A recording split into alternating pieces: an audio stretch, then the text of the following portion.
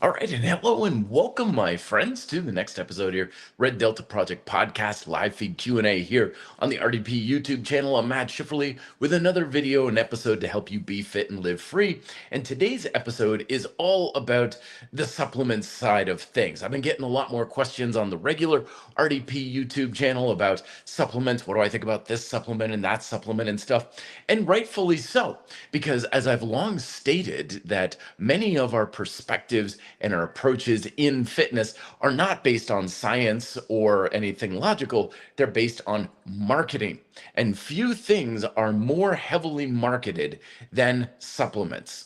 For a good reason. Again, it's because they're lucrative. They're very good way to make some money because there's something we have to continuously consume. There's something that we have lots of different applications for. I mean, back in the day, I remember it used to be crazy that you would have like a protein supplement at some point in your lifestyle. And then it was like, okay, you got to have this protein supplement after your workout. And then it came out with, okay, when can we create supplements that people need to use? We got supplements for before your workout. We got supplements during your workout. We got supplements after your workout. We got supplements specifically for your workout days, for your rest days, in order to sleep, in order to think, in order to have sex, in order to do everything. We got supplements coming out of our ears. And we want to get down to the bottom line of which ones are actually worthwhile, or if any of them are worthwhile to begin with. Because with all that hype out there, it can be kind of tricky to figure out which ones are just hype for the sake of sales and which ones are actually legitimately going to benefit you. Because as a trainer and someone who's been in the industry for over 20 years now, I can tell you that a big reason why supplement sales are so much of a driving force is because, well, bottom line, to be perfectly honest with you, fitness is a really hard gig to make any kind of money off of. Training is really difficult. I remember one time I was reading a book and it was like, okay, if you want to have a good financially stable life, if you want to be not so much rich and wealthy and stuff, but you just want to have a good life that you can live on your own terms, these are the qualities you want to have in your job and in your career. And I remember looking at that going, as a trainer, I've got none of those things. Like literally being a fitness coach is one of the financially worst professions you can possibly be in. My brother-in-law is a grade school teacher and he makes more than I do as a trainer. He has benefits. I have no benefits whatsoever aside from a gym membership. He has far more job security, far more schedule stability, far more income stability. Everything about being a coach is just, from a financial standpoint, really hard, even when you're doing it well. So supplement companies, of course, they can come on in and be like, here's another income stream. Here's something you can quickly and easily sell. Here's something you can have as a recurring revenue every single month. And I truly, honestly do believe that's one of the biggest reasons why supplement advertising and just pushing for supplements is so big. It's not so much like greed, like we're trying to make a lot of money or anything. It's just a lot of folks are utilizing this just to simply make ends meet. And I've not been in that world for quite a while myself, because I've got other things that help support me here in the channel, like my YouTube channel, of course, the books that I sell and so forth. But it is a big, major driving force behind the money-making machine that is our fitness culture.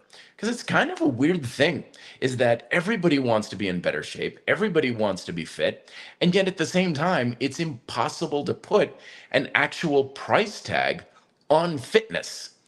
I can't sell weight loss. It's impossible to say. I know we've got like the weight loss drugs and everything like that, but fundamentally, the things that produce the results that we're after, weight loss, building muscle, feeling good and stuff, these are not things you can put in a bottle.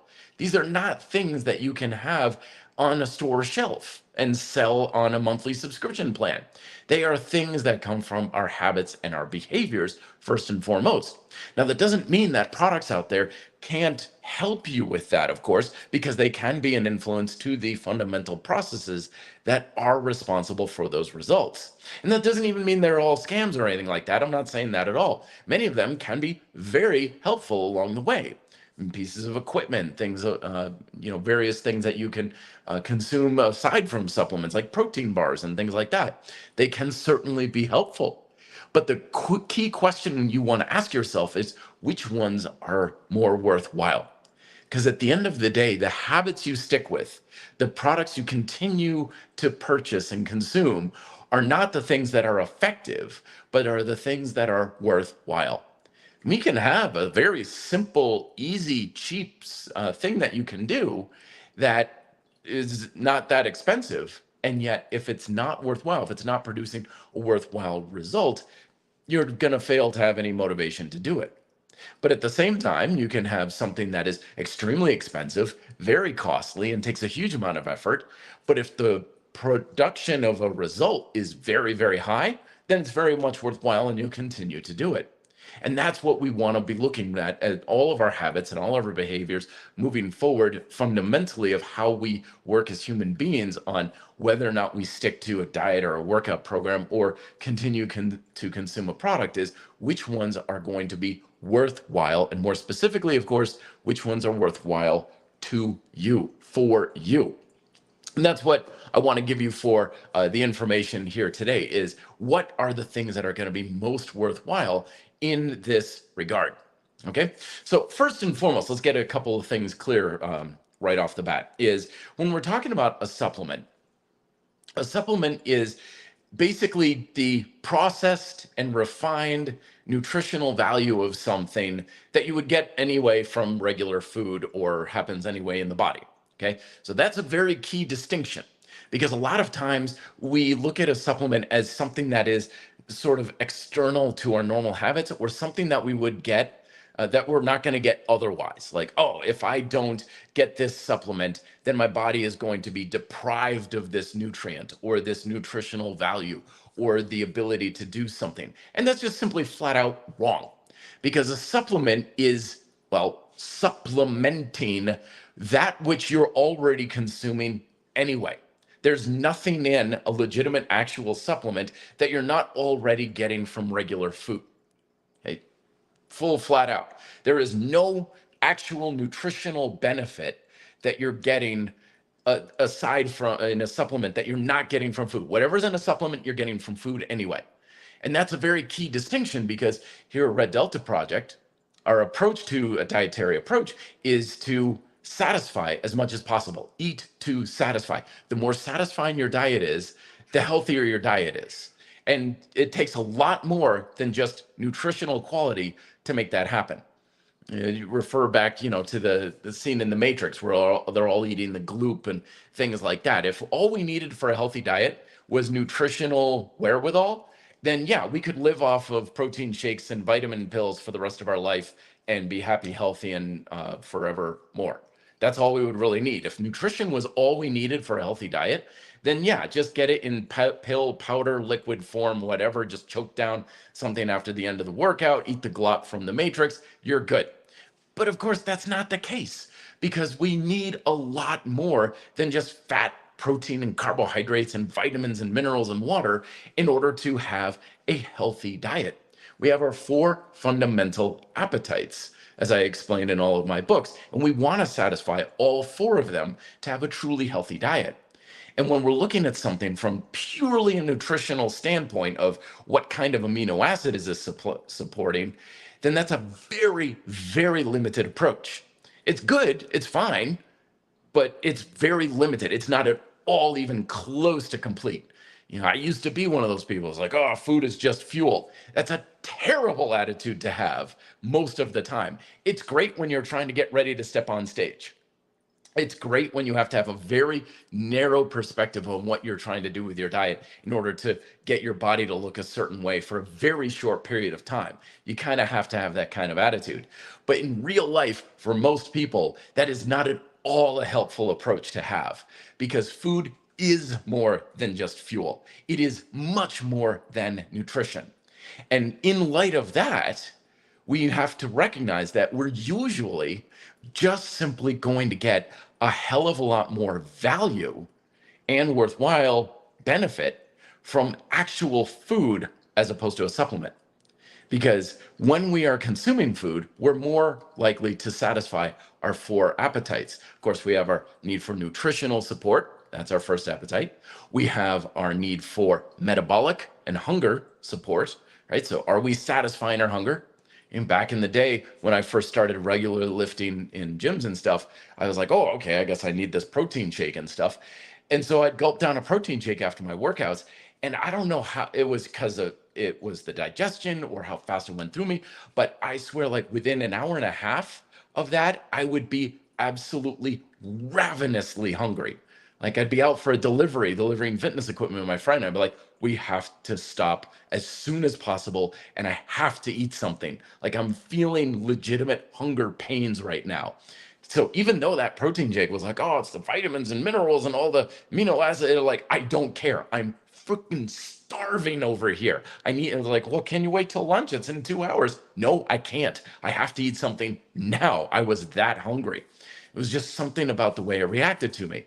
And then, so instead of the protein shake, I started to realize, on the way to work after hitting the gym in the morning, there was this like mom and pop store that made these amazing breakfast sandwiches, eggs and cheese and ham and sausage and things like that. And I'd start eating that instead. And that kept me full much, much longer. It was a hell of a lot better in the regard of helping maintain the satisfaction of the hunger and the metabolic support as well. And then, of course, we also have hedonic support. And this is something that usually gets swept under the rug in our fitness culture a lot of like, don't eat for pleasure and don't, it should, if it tastes good, don't eat it kind of ideas and stuff. Again, completely backwards way to a healthy diet in most cases. We have emotional needs for food. A healthy diet should support and satisfy the emotional needs we have for food. And emotional eating, again, another thing that gets a bad rap out there. Emotional eating is extremely good. It's very healthy. It's negative emotional eating that's bad and detrimental.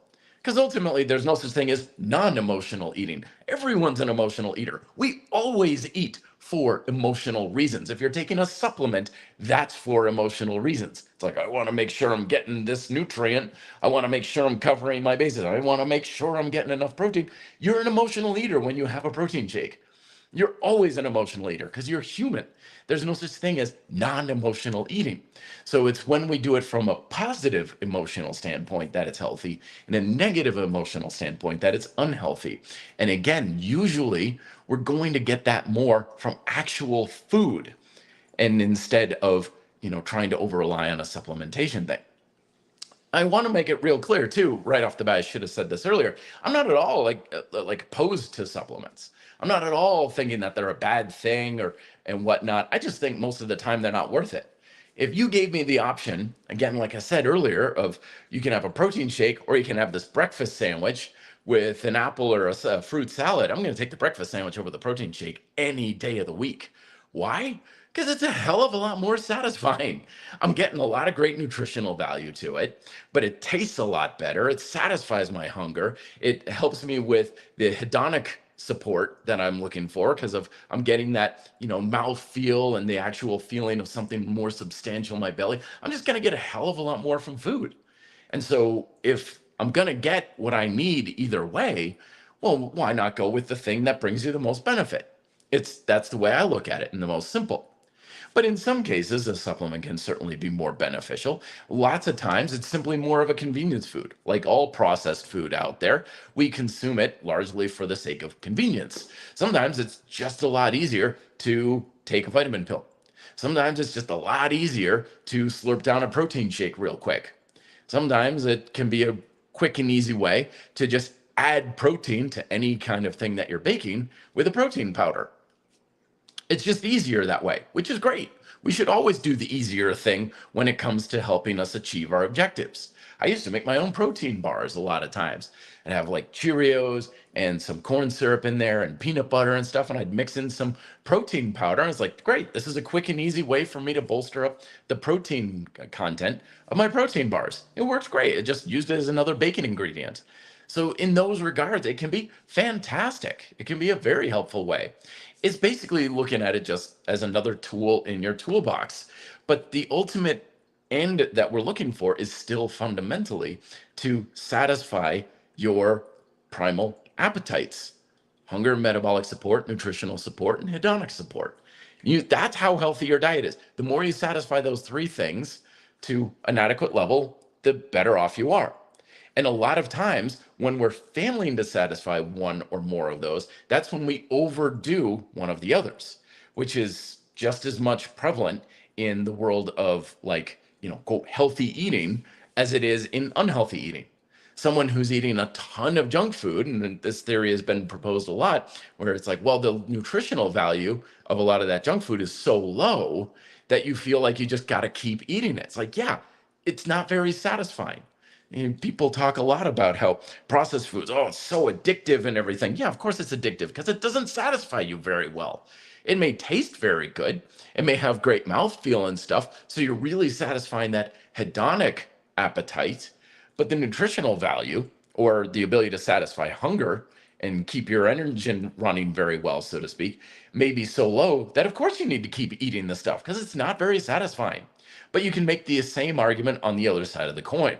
I've known, like, bodybuilders and figure competitors and stuff who are practically living on supplements. They don't actually eat any real food because they need to count for every calorie. They need to track everything so meticulously. And one of the dark sides of meticulous calorie and macro counting is that it's a lot easier to do with processed foods as opposed to whole foods. You get a salmon fillet, at the grocery store, and let's say it's marinated. It's like, yeah, good luck figuring out the nutritional quality on that. It's like servings varied, and it's like, well, how much of the marinade is there? Some, kind of thing. Or even if it's labeled in something like ounces, like, okay, 3 ounces servings are varied. It's like, so what exactly is in the salmon?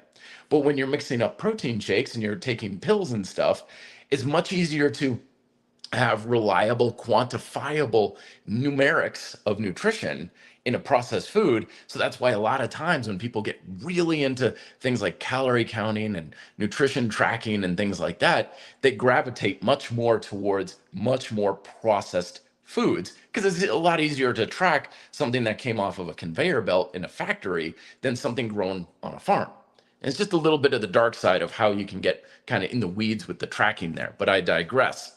But the point of the matter is that having a truly healthy diet means we're satisfying ourselves entirely. We're not over satisfying one aspect of our diet, be it nutritional support, hedonic support, or even just, hunger and metabolic support, and letting the others starve, because then you're not feeling truly satisfied and you just keep over consuming whatever that food is, and you're just not as fulfilled as you could possibly be.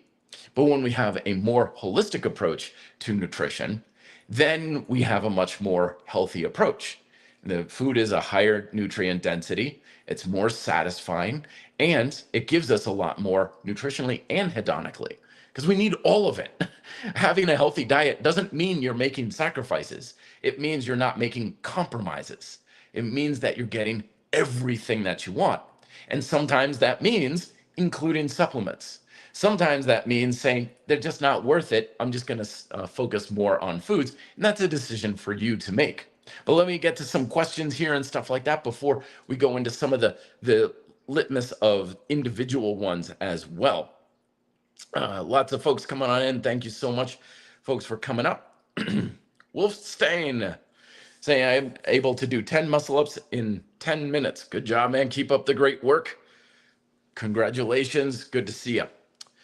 So when it comes to questions on the supplements and stuff here on RDP, some of the ones that I get most common, let's just address those right off the bat. First and foremost is, like, the winner of all of them is, like, creatine. Creatine's probably about the most worthwhile thing that we can consume, partially because A, it's cheap, or at least it should be. There's a lot of, like, designer creatines out there and stuff like that that are much more expensive. But the fact of the matter is, good old fashioned normal creatine monohydrate should be pretty inexpensive to consume. I have it in my cupboard right now. I just get a tub of it, at whatever store I can usually be driving past on the way home or something. And it's like $10 a month, if that. You just take a spoonful of it, once a day and so forth. There's not really much to it. Lots of tons and tons of research is done on it. Basically, all of it is like, yep, it's either benign for certain things or it's beneficial, and the downsides are almost negligible. And for good reason, too, is because remember, creatine, like any other supplement, technically doesn't give you anything special because your body automatically synthesizes creatine to fulfill your need for it anyway. And so even if you never took it, you're still, I wouldn't say consuming because you're synthesizing it, but you're producing creatine, you're putting it in your muscles, even if you never took a gram of it in your life. And for good reason. It's because creatine is kind of like NOS for the body. It's what we use for a great degree of energy production during very high intense bouts of activity. Think lifting a heavy weight or sprinting up a hill or digging deep and going for a lot of kicks and punches in the last 10 seconds of a sparring match or something. Anything where you're like going to red line, that's when you're really utilizing your creatine phosphate energy system. And so that gets depleted very quickly. So supplementing it means that you're replenishing it faster. Again, you're not getting anything new or unusual or different or special than what you already have. You're going to replenish it no matter what, even if you never took anything. It's just at what rate of speed you have that replenishment going on. Food, of course, can play a role in that to some degree. If you're consuming a bit more red meat, that can replenish it a little bit faster because of the inherent nature of the muscular nature of the meat that you're consuming. But the bottom line is you're going to replenish your creatine phosphate system no matter what. And consuming it as a supplement means you're just doing it a little faster. Does that benefit you? Well, it depends on how much of that high intensity training you're doing, the frequency that you're doing it at, the volume you're doing it at, your ability to just have general recovery practices like sleep and a hearty diet and stuff, which is why some people, they find that if they take creatine, nothing really much comes of it. And some people, they're like hyper responders and they like, oh, this is fantastic. I love this stuff. So that's why I'm always telling people, well, give it a shot, see what happens, and make sure that you're kind of paying attention to it a little bit. Because in most cases, instead of, it doesn't do a whole lot, but it does a little bit. So instead of doing 10 repetitions, you'll get 11. Instead of running up the hill in 9 seconds, you'll run up in 8.5 seconds, kind of thing, which overall can certainly add up. It can be a worthwhile thing if you're doing repeated bouts of those sorts of things. But again, a lot of times it gets way overblown. Remember, a lot of our beliefs in fitness are not from science, they're from marketing. Marketing utilizes science, like the science says our proprietary blend is the best thing in the world and stuff. It's like, at that point, it's not science, it's media. It's advertisements that's utilizing science and research. And it's kind of like the rumor mill in high school. It's he said, she said stuff at that point. So that's why it's generally the single thing that is typically the safest, the easiest to consume, cheapest, and probably the most worthwhile is the creatine. So give it a shot, see what happens. If you don't notice anything, don't worry too much about it. It's one of those things that you want to base more on your experience and stuff. Abraham coming on with his 2 cents saying supplements are worth it, especially if your diet lacks in certain nutrients, but some supplements like protein are taken in ridiculous doses when you can build muscles and a lot less than marketed and stuff. And remember that nutrition is also, good points, Abraham, is varying too. Like you may need more at certain stages in your training career versus others. When I'm in the summertime, I'm riding my bike a lot more. I've got a lot more calorie expenditure. I'm doing a lot more. In the winter, I'm much more sedentary. I don't have nearly as much nutritional demand on things.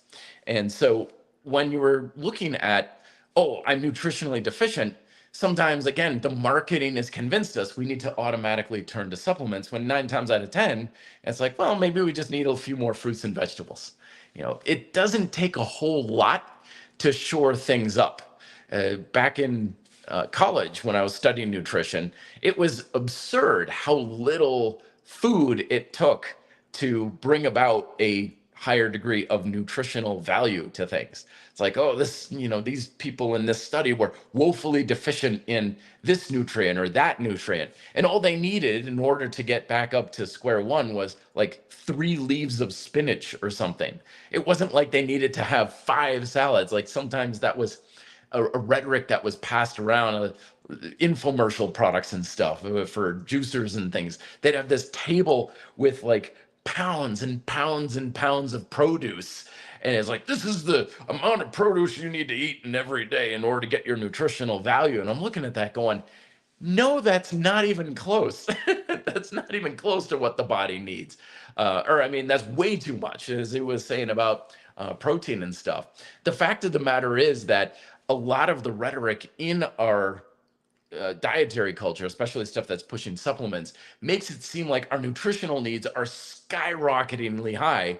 And at the same time, usually it's coupled with the rhetoric of like, oh, our food system is so terrible. You're basically getting nothing from the foods that you eat. And there's massive nutritional imbalances and things like that that run rampant and stuff like that. This is just marketing rhetoric, folks. I've studied the effects of true malnutrition, of what happens if you're not getting enough of something. And believe me, we're not finding a whole lot of scurvy and rickets these days when people are working out in the gym. A lot of the true negative consequences from not getting enough of basic nutrients just isn't really that prevalent in well-developed countries. Even in third world countries, half the time, you don't even see this stuff. It's because true nutritional deficiencies they take such a low degree of consumption that they're just not a threat most of the time. And a lot of times the fear mongering telling you got to eat so much of this stuff, you need so much, so much. I once knew a guy who literally would walk around all day long with a backpack filled with pill bottles. I'm like, what is all of this stuff, dude? And he had read this one book, which is never a good thing to base an entire approach on, but he read this one book that was basically like, you need to add supplements to your supplements in order to supplement your supplements kind of thing. And he had like 40 bottles of pills and droppers of this and everything. Like, if we need that in order to be healthy, we would be absolutely destitute as just a society nutritionally. We would be in such terrible shape. And it's just simply not the case. Sometimes if you suspect you have a nutritional deficiency, like maybe I'm a little anemic, maybe I need more iron, maybe I need a little more vitamin D. That's another common one that's out there and stuff. It's like, okay, get some blood work done, go get tested and see if you actually are somewhat deficient. And if you suspect it, then yeah, get a supplement for that. But again, I would just say, go with the food-based side of things too. Because it's not like we can isolate a single nutrient and say this is the single thing that's responsible for a negative outcome. It's usually a plethora of things. And we're covering more of our bases from actual food. So just putting my 2 cents in the ring there, just saying you're just going to get more from food. You're just going to get more nutritionally and hedonically and for satisfying your hunger and metabolic support from just food. Supplements do a piss poor job, in my experience, in my opinion. But if you really are like, I just want this one thing, then like creatine, for example, then yeah, that's where things can get shored up. And then the last thing I'll say on that is if you are deficient in something and you're not getting something, you should notice a very marked improvement in something like your energy level or something along those lines from taking it. Like, oh man, I started taking this thing and it made such a difference. Oh my gosh. I had a guy do that years ago in the gym where he was like, dude, I started taking these protein shakes. Holy smokes, everything is better. My energy is better. My lifts are better. My body composition is better. Within a week, it was like I had a whole new lease on life. That's the kind of feedback you're looking for. Not, yeah, sure, okay, I guess it's kind of sort of maybe working and it might produce a 1% change over the next 30 years or something of that nature. It's like, no, we want some serious positive feedback in order to be doing these sorts of things. And the other thing I'll mention along those lines too is when we're looking at adding something in, we also want to be aware of just what are the costs to it and stuff. Is there a downside to it? So right behind creatine is like just protein powders and shakes and things like that. Now, I don't look at that as a supplement. I just look at that as just regular food. Like I was saying earlier, used to add protein powders and stuff to just protein bars. I just look at it as a baking ingredient. Calling protein powder a supplement is kind of like calling bottled water a supplement. It's like, well, it's a supplement because I'm supplementing my regular water intake. No, you're just consuming more water. It's just another protein thing that you're consuming. So it's not necessarily something that is, different, is what I'm saying. It's not different from the other stuff that's out there. It's just another food source. And that helps to get a little bit more of a perspective on what potential benefit and why it may not be all that special to consume these sorts of things. So protein powder, since we're talking about that next, is again, if you're looking to get some protein, yeah, sure, go for it. And a lot of times it's not so much even a supplement. I know a lot of people who don't use it as a supplement, they just use it as a food stuff. Like, yeah, I make a breakfast smoothie every morning where, I got some berries and I got some Greek yogurt and protein powder and a banana and some spinach and blend it all up and boom, there's a quick and easy breakfast for you. Yeah, at that point, I'd say that's not a supplement. That's just food. It's processed food, at that stage in the game. But sometimes that's what you want because it's quick and easy to consume and stuff. That's why you put in the smoothie. But I wouldn't say it's like an addition to your diet. It's just part of your regular diet. And that's part of the joke too, is we learned in nutrition classes. My professor was always like, what's the difference between a weight gain shake and a weight loss shake? And it's like nothing. They're exactly the same thing. A weight loss shake you consume instead of your normal food. And a weight gain shake you consume in addition to your normal food. You're just eating more food. That's all it is. It's just a protein and vitamin mixture that you're consuming, and it depends on how it's fitting in your diet. And that's really the question or the thing we want to be looking at with this stuff is what place is it putting in your diet? Is it in addition to things? Is it replacing things? Or is it just the thing you normally have? Because having a breakfast smoothie with protein powder in it, I would say technically that's not a supplement. That's just your normal food. That's just breakfast. And so we want to keep that in context of, okay, is that an addition to what I was eating? Is it replacing? Is it a decrease? In order to get kind of a bit more of a realistic bead on where the value that thing may be producing for us.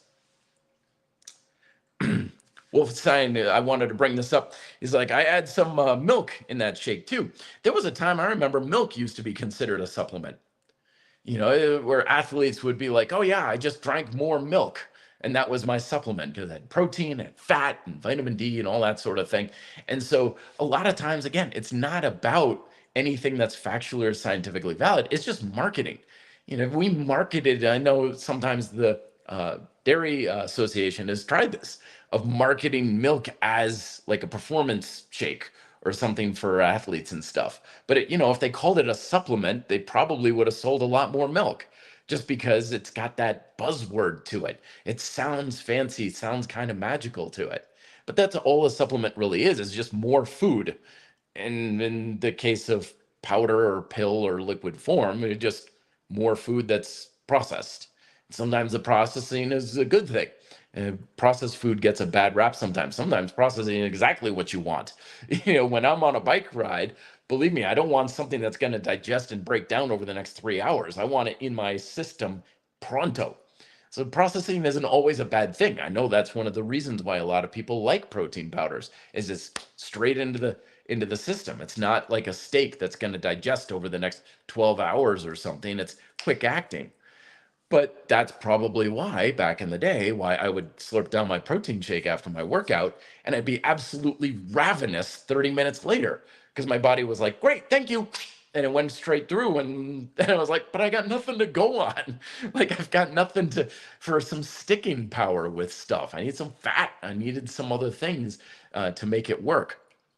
So you want to always be taking all of these factors into consideration.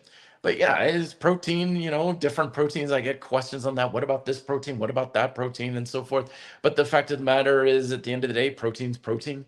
Again, the research bears this out, whether it's plant, whether it's animal and stuff. And people like to nitpick a lot of the details and stuff. But remember that the more we go into the the detailed weeds of something, the less it really matters. And so you can get really hyper focused and put a lot of attention on relatively trivial things. That's one of the reasons why a lot of folks in our fitness culture will get completely warped and distorted views. And why I find when people are struggling to get the results they want is they're putting big attention and energy and effort into things that are just small and trivial. So let me give you another example, right? Where people are like, okay, what if, the metabolic or anabolic window, this was a big thing back in the day of like right after your workout, you've got to have your protein shake, you got to have your recovery shake and everything like that. And yeah, it was something I did for many years myself. And sometimes these habits can be detrimental. I knew a guy one time, he would work out so hard where he would get kind of nauseous. And his big challenge all the time is like, I don't know how I can get my protein shake in after my workout, when I would say about 2 out of 3 times I end up just throwing it back up. And because we're going after like, okay, is there an anabolic window? Technically, yes. Does the protein shake, because he hated like the taste of it and everything like that. Are you getting protein and stuff? It's like, yes. But we're going after trivial, tiny little things that probably don't matter. And if I knew then what I know now, I'd be like, dude, don't worry about it. Go home, take some deep breaths, get a shower, let your system kind of come back down, and then go make a turkey sandwich or something. That's probably going to be a better way. But again, we thought that metabolic window or the anabolic window was such a important thing, when really it's a tiny little trivial thing that doesn't really matter. If you still get your food in several hours or even within a reasonable time frame after that, if you're just going to have a normal meal shortly after, you're fine. But again, we're focusing too much on trivial things. One last little funny story. I was listening to a podcast one time, and I don't want to throw any creators or anybody under the bus. Everybody's doing their own thing, but man, I was like almost like hitting my steering wheel as I was driving. I was like, this guy is absolutely insane. Like, I hope nobody's really listening to this, because he was like, okay, in order for me to really adequately recover, I have to have this particular shake after every workout. And the details he would go into were absolutely absurd, where he's like, okay, it has to have this, I think it was like some sort of lion's mane mushroom of exactly 7.5 grams per like pint or so many milliliters and stuff. And he's like, you got to get it exactly that amount. Furthermore, you've got to make sure that this mushroom or whatever is picked and packaged within a certain time frame of the year, like the rainy season or something. And it has to come from this particular hemisphere. He's probably trying to market his own thing, is now that I think about it, what he's trying to do. But he was so precise and exact about it. I'm like, dude, if you had a shake without even that thing in it, would you even know? Would you even be able to tell, let alone if it was picked outside of that 3-month window or in the wrong hemisphere of the planet or whatever? Would you even tell, kind of thing? Do you really think that stuff makes a difference? And yet, here I am listening to this podcast. It was over 45 minutes of him explaining how to make this smoothie, this recovery shake. 45 minutes of my time I gave to listening to this podcast on tiny little details that very likely will not matter. And that's the biggest reason why a lot of people struggle with just fitness in general, is we're putting big attention into tiny little trivial influences. And it'd be incorrect to say that stuff doesn't matter, because technically it does. If I went and ate a single M&M right now, that does have some degree of influence on my diet and my calorie intake and stuff. But it's such a small, tiny little trivial difference that it's not worthwhile. And that's, again, what we're trying to address here. I don't care if something works. It's not important if something is effective. Our habits are going to be put in place and maintained if they are worthwhile. And in order for that to happen, it's got to be a relatively big influence for a big effect with a relatively small cost. And so, again, coming back to the initial one of creatine, that has that potential. Creatine, relatively small cost. It should be cheap. If you get just regular monohydrate, real quick and easy to consume, not a whole lot of trying to figure out how to use it kind of stuff right there. Should be really, really, really low maintenance, but it may have a fairly notable impact depending on, your lifestyle and how hard you're training, how frequently, and all that sort of thing. So that's what you're always looking for. Is it's not whether or not it's effective. We're spending way too much time in, especially when our supplement company is, does this work? Is this effective? Does this, who cares? Is it worthwhile? I don't care if a supplement's going to give me 10% benefit over the next 10 years. If it's like $82 a month and stuff, and it tastes terrible, and I have to go through a 30-minute process every morning in order to prepare the shake and stuff, not worth it. And if it's not worth it, it should not be practiced. Beetroot coming on. I don't know anything about a lot of the new stuff here. Beetroot, again, people are mentioning beetroot here. Just eat beets. I'm assuming that's the same thing. I don't know. Sometimes you get different names for these sorts of things. It's like, oh, this is called Wilford's carrot. It's like, oh, what kind of carrot is that? Oh no, it's actually a type of mushroom. It's like, why do they call it carrots and stuff? But yeah, it's the kind of thing that we want to be looking at when it comes to our diet. Is don't get too caught in the little tiny detailed weeds, for the simple fact that most of the time it just does not matter enough to be worthwhile. And then the last point, the last supplement that I'll talk about. So we had creatine, then we moved on to protein, like powders and stuff. Like do whatever you prefer by taste. Also listen to your system too. I know a lot of folks, they have like digestive issues with like whey protein and stuff. I started making protein shakes earlier this year, and I was like, oh, I'm gonna do this for my breakfast. It's gonna be so much quicker and easier and stuff. And after a couple of weeks, it's just my system did not agree with it at all. It's like, oh boy, I'm just not feeling so good. I'm kind of nauseous on my way to work, and if I was doing a workout, it wasn't settling right and stuff. So you got to take these things into consideration too. Ultimately, a healthy diet should just flat out make you feel good. That's the bottom line with both diet and exercise. The net benefit should be feeling good. If your diet and exercise habits are making you constantly feel bad, you're always tired, always exhausted, always hurt, always always hungry, always craving stuff, something's off. Something is just flat out wrong with our approach. And it doesn't matter. It's like, well, the science says I got to do it this way. If your results are making you feel bad, then something's bad. It's quite that simple. But nonetheless, so we went from protein, and then I get questions sometimes on branched chain amino acids. And this is, in my opinion, the supplement that's probably the least worthwhile, is because branched chain amino acids are simply the building blocks of protein. So you're getting a ton more branched chain amino acids through regular protein powders or just even regular food than you are in like the pill forms and stuff. And I know a lot of this is the science, is this amino acid has been linked to muscle protein synthesis and recovery and all these sorts of things. It's like, well, one, you're getting a lot more of that branched chain amino acid with food and protein anyway. A lot more. Those little pills, they've barely got any of it in there. And even if you are like, but I want to get more of this, it's like, okay, have an egg. Eat an egg. There's probably more of the branched chain amino acids in a single egg than in an entire bottle of BCAA pills that you'd consume even over a month anyway. So you consume basically like 2 grams of protein over the course of a month and pay like $80 for the privilege to do so. It's very much, in my opinion, the least worthwhile supplement that is out there. I'd much rather get it from food and much rather just get it from protein powder before that, just because it's a lot more cost efficient. It's a lot easier. It's a lot more satisfying. I mean, I don't know anybody who's ever consumed a handful of pills and we're like, that was delicious kind of thing. And actually, there's a fourth supplement that I want to talk about that I think is most worthwhile, but we usually don't consider it a supplement. Actually, now that I think about it, it's not a supplement. It's a straight up drug, which of course is caffeine.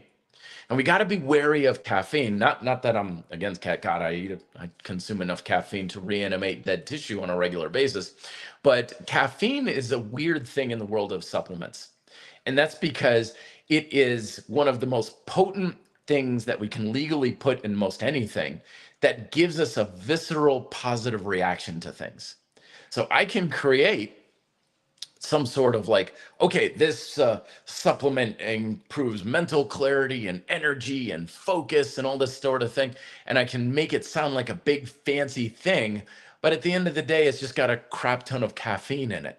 But that is a very positive thing. Like you consume a lot of caffeine, you're like, whoa, holy smokes, I feel amazing. I got energy. I can so focus. I've got so much mental clarity and stuff. Yeah, you're hopped up on caffeine. So we've got to be wary of caffeine. 9 times out of 10, when you've got some of these supplements that are all about, oh, you're going to feel amazing and stuff, if it's got caffeine in it, it's just an expensive way to get caffeine. Get a cup of coffee, get some black tea. I like this fast lane stuff from Celestial Seasonings over here in Boulder. It's fantastic. It's like Mother Nature's Red Bull. Yerba mate is a good option and stuff. Caffeine is just one of those things that is, frankly, it's again, it's not a supplement, but if it's the world's most perfect fitness drug. It decreases appetite, increases mental clarity, increases energy, increases performance. So many of the benefits that we want from the supplements and things, it's just caffeine. So just get caffeine in a much more natural, cost efficient, and effective way, rather than whatever product they're like trying to hype and sell you on and stuff like that, because it's usually just an expensive version of caffeine. That's all. So as I was mentioning here, so I get this a lot is, which protein should I buy for best results and where can I get it? Anything. It doesn't matter. It doesn't matter. Seriously. Okay. It's like saying, what kind of water should I consume? Is Fiji water better? Is Aquafina better? Is Tapa? Yeah. At the end of the day, it's all the same thing, because again, it's marketed differently. Oh no, this kind of protein and that kind of protein. And this one's got this amino acid profile and this one's got this and that. Dude, as long as you're getting a decent amount of relatively quality protein, you're good. You're done. End of discussion. Don't need to figure this stuff out. And again, it's just my preference, but I'll take food over a protein supplement any day of the week, because it's just way more effective at helping you achieve actually a healthy diet. For me, I'll turn to a protein shake as like last resort. Like, oh, I don't have anything in the fridge. I don't have anything in the grocery, or I'm just traveling. I need something quick and easy and stuff like that. For me, a protein supplement is kind of like a knockoff protein, so to speak. It's like what you settle for when you don't have anything that you really actually want. Food in general will just bring you more value. It simply will. Nutritionally, hedonically, for hunger and metabolic support, you're just going to get more from food. So if you can do it from food, you're just going to get more benefit from it in every way, shape, and form. But when you are looking for, dude, I just want some protein that I can quickly slurp down after a workout, makes me feel better. Okay, great. Don't nitpick anything. It's like, we got the best protein, we got the best proprietary blend. That's like Fiji water saying that they've got better water. It's water. It's just water. It's very simple, basic stuff. It's not exactly rocket science. It's not the kind of thing that is very complicated. We're not going to make better protein out there. We've already got as good as we need it to be. We're not going to improve upon it. We don't have to. How are we going to get more filtered water? We'll run it through 18 different filters. It's like, it's already filtered. We don't need it to be any better. And that's the thing, is we like to think there's more to it. We like to think there's something better about this protein or better about that protein. And even if there is any sort of difference, it's probably not worthwhile to actually make a difference, kind of thing. I know a lot of times there's casein and whey protein back and forth. Casein, slow digestion, whey protein's faster digestion. So casein you'd have before bedtime, or it's like, whatever, just consume the darn thing. Because at the end of the day, we get caught in the minute details of thinking they really matter a lot, when most of the time they don't. This is very prevalent, especially in the dietary world. Sometimes, I don't know what it is, but lately I've been getting questions from people saying like, okay, I didn't work out today, so how should I change my diet? or I skipped a workout, or I worked out harder today. How should I change? Nothing, because our results don't come from what we do in a very acute sense. Whatever you eat today really isn't going to matter very much in your body fat and your muscle growth and anything. What you do today, here and now, acutely, really isn't going to do much. Just go and eat nothing but McDonald's today. I mean, you're going to feel like crap. That's a bad thing. But nutritionally and stuff, is it going to do anything for your fat levels? Is it going to do anything for your protein synthesis and stuff? No, none whatsoever. It's not going to make any difference because it's a one-time thing. And in the grand scheme of things, it's a tiny, minuscule little influence. The bigger influences are the habits that we maintain overall. So we want to look at what's your overall caloric intake over the course of a month? What's your overall diet look like over the course of several weeks? These are the things we want to be paying attention to. If you have a protein shake once in a blue moon, it's not really going to matter one way or the other because it's just an acute influence. The other day I rode up Pikes Peak on my road bike. It was damn near 4 hours of climbing, 4 hours going uphill, and my legs were shot to hell from a hike beforehand. It was grueling and it was brutal and it was exhausting and it was super hard. And in the long run, it will do practically nothing for my fitness. It won't do anything for my endurance. It won't do anything for my body composition. It'll hardly do anything at all for my health and fitness. Why? Because I only rode up it that one time and I'm not going to do it again until like next year.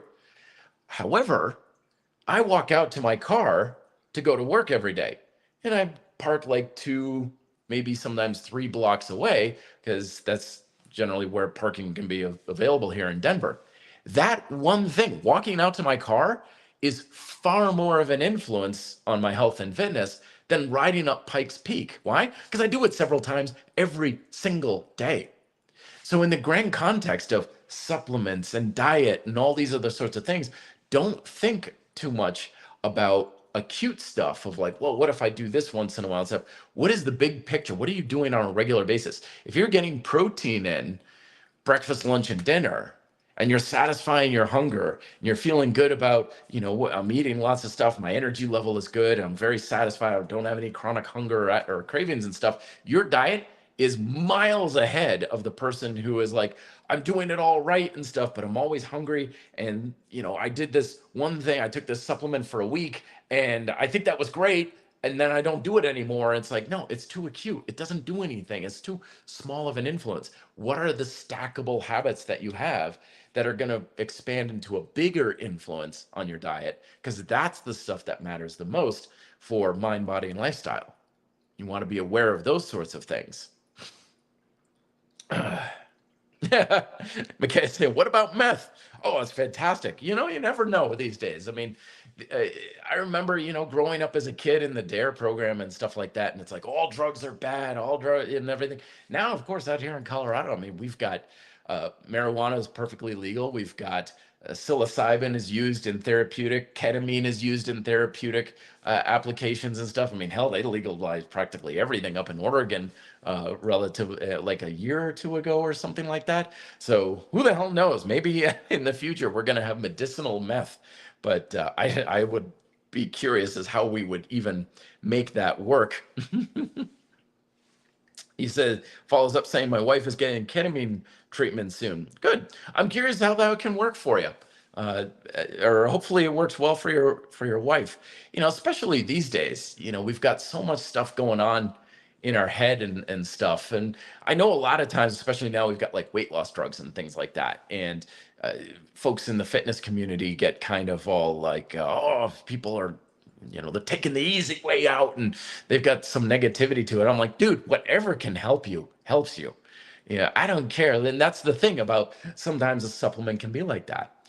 I don't care if it's a supplement. I don't care if it's a drug. If it gets you where you want to go faster, quicker, cheaper, easier, and especially safer, that's the key thing, safety, then by all means, go all in on that sucker. But you got to always look at those downsides and stuff.